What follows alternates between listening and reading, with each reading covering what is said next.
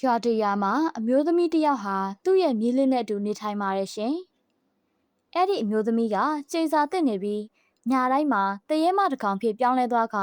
လူတွေကိုတက်ဖြတ်စားတောက်လေးရှိပါတယ်။တညမှာတော့အဲ့ဒီတရေမအဖွားကြီးဟာတရေမအသွင်နဲ့အစာရှာဖို့ထွက်လာခဲ့ပါတယ်။ကျမရဲ့အစာမမြန်ရှိကိုထွက်လာခဲ့စမ်းပါ။ကျမအရန်ပိုက်စာနေပြီ။အဲ့ဒီချိန်မှာပဲအိမ်ရှိမှာကစားနေတဲ့ကလေးတစ်ယောက်ကိုသူမြင်သွားပါတယ်။ခလေးကိုမြင်ချင်းမှာပဲတရေမကသူ့စီကိုပြေးသွားပါတော့တယ်။ဒီနေ့တော့ပျော်စရာကြီးပဲ။လက်လက်ဆက်ဆက်နုနုထွတ်ထွတ်သားတွေကိုစားရတော့မယ်။ဒါပေမဲ့တရေမကခလေးနာကိုရောက်ခံနေမှာပဲရွာသားတွေရောက်လာကြပြီးသူ့ကိုဒုတ်တွေနဲ့ဝိုင်းရိုက်ကြပါတယ်။အာကဲကြပါလှုပ်ပေးကြပါဦး။မဟုတ်ဘူး။ဘသူမှသူ့ကိုအသက်ရှင်လည်းမထားကြနဲ့ဝိုင်းရိုက်ကြစမ်း။ခဏအကြာမှာတော့တရေမဟာရွာသားတွေရဲ့အရိုက်နှက်မှုကြောင့်သတိလစ်သွားရပါတယ်။ရွာသားတွေကသူ့သေးသွားပြီအမှန်နဲ့ထားခဲ့ကြပြီးပြန်သွားကြပါတယ်။အဲ့ဒီအချိန်မှာသူ့ရဲ့ညီလေးမောင်မောင်ရောက်လာပြီးသူ့ရဲ့ဖွားရဲ့အခြေအနေကိုကြည့်ပြီးတော့ငိုပါတော့တယ်။မဟုတ်ဘူးဖွားဖွားတားကိုတယောက်တည်းမထားခဲ့ပါနဲ့ဖွားဖွားရေဖွားဖွားမရှိဘဲနဲ့တားဘလို့နေရမှာလဲ။တရေမကလည်းသူ့ရဲ့ညီလေးငိုတန်ကြတော့သတိပြန်ရလာပါတယ်။မောင်မောင်ငါမီးရဲ့နင့်ရဲ့ဖွားကတရေမဆိုတာရွာသားတွေမသိခင်ငါ့ကိုဒီနေရာကနေမြန်မြန်ခေါ်သွားပါမဟုတ်ရင်ရွာသားတွေကငါနဲ့တူနင့်ကိုပါတက်ပြစ်ကြလိမ့်မယ်အဲဒီနောက်မောင်မောင်ကအဖွားပြောသလိုပဲလုပ်ပြီးတရေမကိုရွာပင်ကဂူတစ်ခုတည်းကိုခေါ်သွားပါတယ်မီးလေးကိုအဖွားတစ်ခုခုမလုံးမိခင်အဖွားကိုတန်ကြိုးရည်နဲ့ခြိထားပါအဖွားရဲ့ဆန္ဒတွေကိုမထိန်နိုင်တော့ရင်မီးလေးကိုအန္တရာယ်ပေးမိလိမ့်မယ်မောင်မောင်ကလည်းသူ့ရဲ့ဆုံးမအဖွားကိုတန်ကြိုးရည်နဲ့ခြိနှောင်လိုက်ပါတယ်ဒါပေမဲ့တခုလောက်ပြောပြပါအောင်အဖွားဘာလို့ဒီလိုဖြစ်သွားရတာလဲတားလေတားကအခုအရန်ငယ်သေးတယ်တားလေးကြီးလာရင်အဖွားအကြောင်းဆောင်ပြောပြပါမယ်အခုကစပြီးငါအသက်ဆက်နိုင်မှုအတွက်ငါ့ကိုအစားအစာလာပေးအောင်မလုပ်ပါတော့အဲဒီနောက်မောင်မောင်ကပြန်သွားပြီးအဖွားပါထားတဲ့အတိုင်းဂျုံမုံတစ်လုံးကိုနေတိုင်းလာပို့ပေးပါတယ်တဖြည်းဖြည်းနဲ့အချိန်တွေကုန်ဆုံးလာပြီးမောင်မောင်လည်းလူလားမြောက်လာခဲ့ပါတယ်တနေ့မှာတော့မောင်မောင်ကသူ့အဖွားအတွက်ဆေးမုံနေပါတဲ့မုတ်ကိုယူသွားပါတယ်။အဲ့ဒီချိန်မှာရွာသားတွေကသူ့ကိုတန်တရားဝင်ပြီးနောက်ကနေလိုက်ချောင်းကြပါတယ်။ဒီမောင်မောင်တယောက်ညာလိုက်ဘဲကိုသွားနေရလဲမသိဘူး။ဒါတခုခုတော့မသိငါစရာပဲ။ငါတို့လိုက်သွားပြီးတော့ကြည့်တဲ့နဲ့။အေးဟုတ်တယ်မင်းပြောတာမှန်တယ်။ငါတို့သွားကြည့်ကြရအောင်။အဲဒီနောက်ကိုမြတ်နဲ့ကိုထွန်းတို့ကသူ့နောက်ကိုလိုက်သွားကြပါတယ်။မောင်မောင်ကဂူနာကိုရောက်တော့သူ့အဖွားစီကိုသွားပါတယ်။အဖွားရော့တာစားစရာယူလာပါတယ်တန်ချိုးတွေနဲ့ချီနှောင်ခံထားရတဲ့တရေမကမောင်မောင်ကိုဒေါသတကြီးကြည့်လိုက်ပါတယ်ဘလောက်တောင်ကြာသွားပြီလဲငါဘိုက်စာနေမယ်ဆိုတာနေမသိဘူးလားမြန်ပေးစမ်းမဟုတ်ရင်တော့ဒီနေ့ညို့ဘန်ကစားပစ်လိုက်မယ်အဲဒီနောက်မောင်မောင်ကမုတ်ကိုအဖွားစားဖို့ပေးလိုက်ပါတယ်မုတ်ကိုစားပြီးတဲ့နောက်မှာတော့တရေမရဲ့ဒေါသနဲ့ဆာလောင်မှုတွေငြိမ်ကျသွားပါတယ်တစ်ဖက်မှာတော့ဂူအပြင်မှာရက်နေတဲ့ရွာသားတွေကသူတို့ပြောသမျှကိုကြားပြီးမြင်နေရပါတယ်ဟေးကိုမြတ်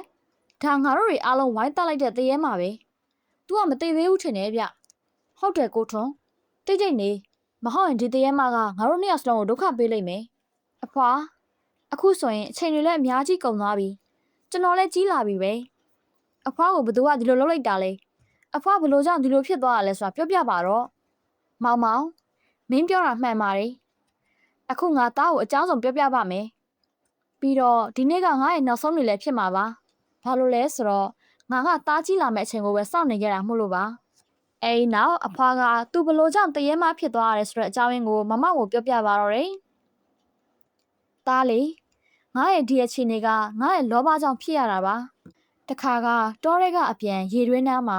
ရွှေရင်းကားတစ်ပြားပြုတ်ကျနေအောင်တွေ့ပြီးငါကောက်ယူခဲ့မိတယ်လောဘတက်ပြီးနောက်နေ့မှလည်းအဲ့ဒီနေရာကိုထပ်သွားခဲ့တယ်အဲ့ဒီမှာရွှေရင်းကားတစ်ပြားထပ်တွေ့ပြန်ရောငါလည်းနေတိုင်းအဲ့နေရာကိုသွားပြီးရွှေရင်းကားတွေကောက်ခဲ့တယ်။ဒါပေမဲ့အဲ့နေရာမှာဘာလို့ရွှေရင်းကားတွေတွေ့နေရတာလဲဆိုတာငါတခါမှမစဉ်းစားခဲ့မိဘူး။နောက်တော့ဘာဖြစ်လဲအဖွာ။အဲ့ဒီရွှေရင်းကားတွေကဘယ်ကနေရောက်လာရလဲယင်။သားလေအဲ့ဒီရွှေရင်းကားတွေကအဲ့နေရာမှာနေထိုင်တဲ့တရေမနဲ့သူ့ရဲ့မိစ္ဆာခင်မွန်းတို့ရဲ့ဒင်းကားတွေပါ။သူတို့ကငါ့ကိုလောဘပေးပြီးလူတွေကိုအလွယ်တကူတွက်ဖြတ်စားတောက်နိုင်မှုငါ့ရဲ့ခန္ဓာကိုယ်ကိုတိမ့်ပိုက်ချင်ခဲ့တာ။အခုတော့သူတို့အောင်မြင်သွားကြပြီ ဒါပေမဲ့သူတို့ကညဘက်ကြမှာငါခန္ဓာကိုယ်ကိုတိမ့်ပိုက်ကြတာအဲ့ဒီချိန်မှာတားရဲ့အဖိုးကငါ့ကိုချီနှောင်ထားပေးခဲ့တာပေါ့နောက်တော့ရောဘာဖြစ်လဲအဖွာတားလေအဲ့ဒီနောက်တားအဖိုးကငါ့ကိုဆရာတယောက်နဲ့ပြခဲ့တယ်ဒါပေမဲ့ဆရာကလည်းငါ့အတွက်ဘာမှမတတ်နိုင်ခဲ့ပါဘူးနောက်ဆုံးတော့သူကသူ့ရဲ့ပညာနဲ့တရေမရဲ့အာနိသင်ကိုရောပါစေဖို့အတွက်မုတ်ထဲမှာစိမ့်မုံတွေထည့်ပြီးကျွေးခိုင်းခဲ့တယ်တရေမကငါ့ကိုလှမ်းမိုးလာတဲ့အခါအဲ့ဒီမုံကိုကျွေးရတာပေါ့အဖွာကျွန်တော်အဖွားကိုဒီတရေမရဲ့မိစ္ဆာလက်ထက်ကနေလွတ်မြောက်အောင်ကယ်ပေးပါမယ်အဖွားမစိုးရိမ်ပါနဲ့အခုကျွန်တော်ကြီးနေပြီပဲမဟုတ်ဘူးမောင်မောင်ငါအခုအသက်မရှင်ချင်တော့ဘူးတားလေးရေငါအရန်အိုနေပါပြီအကယ်၍ဒီတရေမကငါခန္ဓာကိုယ်ထဲကလွတ်သွားရင်အပြစ်မဲ့တဲ့သူတွေကိုထပ်ပြီးတော့အစာရှာနေအောင်ပါတားတစ်ခုခုလောက်ပါငါ့အောင်မီးရှို့လိုက်ပါငါနဲ့တူဒီမိစ္ဆာမလည်းတည်သွားပါစေမဖြစ်ဘူးအဖွားကျွန်တော်ကအဲ့လိုမလုပ်နိုင်ဘူးကျွန်တော်လက်နဲ့အဖွားကိုဘယ်လိုလုပ်ပြီးတော့မီးရှို့နိုင်မှာလဲမောင်မောင်ကလက်မခံပါဘူးဒါပေမဲ့ခဏအတွင်းမှာပဲအဖွားအပေါ်ကိုတရေမရဲ့အရေးရောင်တွေထပ်ပြီးတော့လွှမ်းမိုးလာပါတော့တယ်ကြောက်စရာကောင်းတဲ့အတန်တွေလည်းထွက်လာပါတော့တယ်မောင်မောင်ငါမီးရဲ့နားထောင်စမ်းပါငါ့အပေါ်မှာတရေမကထပ်ပြီးလွှမ်းမိုးနေပြီသားလေအားလုံးရဲ့ကောင်းချိုးအတွက်တားမြန်ပြေးတော့ပြီးတော့ငါ့ကိုမီးရှို့လိုက်ပါသွားပါသားလေးရဲ့မြန်လောက်ပါအဲ့ဒီချိန်မှာပဲအဖွားဟာတရေမဖြစ်ပြောင်းလဲသွားပြီးဒေါသတကြီးဟိမ့်ဟောက်ပါတော့တယ်မောင်မောင်ကအမြန်အပြင်ကိုပြေးထွက်သွားပြီးငိုယိုရင်းနဲ့မီးတုံးနဲ့ဂူကိုမီးရှို့လိုက်ပါတော့တယ်ဒါပေမဲ့သူ့အပြင်ကိုထွက်လာတဲ့အခါကိုမြတ်နဲ့ကိုထွန်းတို့ကိုတွေ့လိုက်ရပါတယ်ငါတို့အားလုံးကြားလိုက်ရပါတယ်မောင်မောင်မင်းရဲ့အဖွားနဲ့မင်းကတကယ်ကိုမုံမြတ်တဲ့သူတွေပါအဖွားကသူတစ်ပါးအသက်ကိုကယ်ဖို့အတွက်သူ့အသက်ကိုပေးဆက်သွားခဲ့ပြီမစိုးရိမ်ပါနဲ့အခုငါတို့မင်းနဲ့တူရှိနေပါတယ်အဲ့ဒီတရေမကတော့တည်သွားပြီဒါပေမဲ့အဲ့ဒီမိစ္ဆာကတော့အသက်ရှင်နေတော့မယ်သူကသူ့ရဲ့တရေမဇနီးကိုတခြားပေါက်လိုက်ရှာအောင်ပါပဲ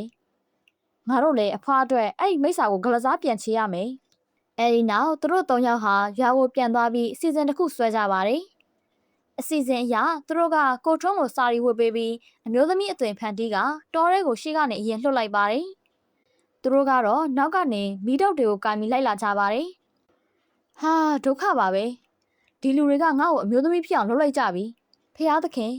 အခုအဲ့ဒီမိစ္ဆာလက်ကနေကျွန်တော်ရဲ့တိုက်ခါကိုဆောက်ရှောက်ပေးတော်မူပါသူ့မိမတရေမအမှတ်နဲ့တခုလွဲချော်သားမှကျွန်တော်စိုးရိမ်မိတယ်အဲ့ဒီနောက်ကိုထွန်းကတောရဲရောက်တော့အဲ့ဒီမှာထိုင်နေလိုက်ပါတယ်ခဏကြာမှတော့အဲ့ဒီမိစ္ဆာရောက်လာခဲ့ပါတယ်ငါရဲ့တရေမလေးနောက်ဆုံးတော့မင်းရောက်လာပြီပဲလာပါလာနောက်ကျလိုက်တာဒါပေမဲ့ကိုထွန်းကဘာမှပြန်မပြောခဲ့ပါဘူးဘာဖြစ်လို့လဲမိမရဲ့ဘာလို့စိတ်ကောက်နေရလဲငါအများကြီးစူးစမ်းခဲ့ပေမဲ့မတက်နိုင်ခဲ့ဘူးကိုထွန်းကဒေါသထွက်သွားပြီးထမိန်ကိုချွတ်လိုက်ခါပြောလိုက်ပါတယ်ဘာမိမလဲဘာချစ်သူလဲဘာကြီးလောက်နေရလဲတခါတလေဒီနားလာထိလိုက်ဟိုနားလာထိလိုက်နဲ့ငါတရေမှလည်းမဟုတ်ဘူးဘာမှလည်းမဟုတ်ဘူးငါကိုထွန်း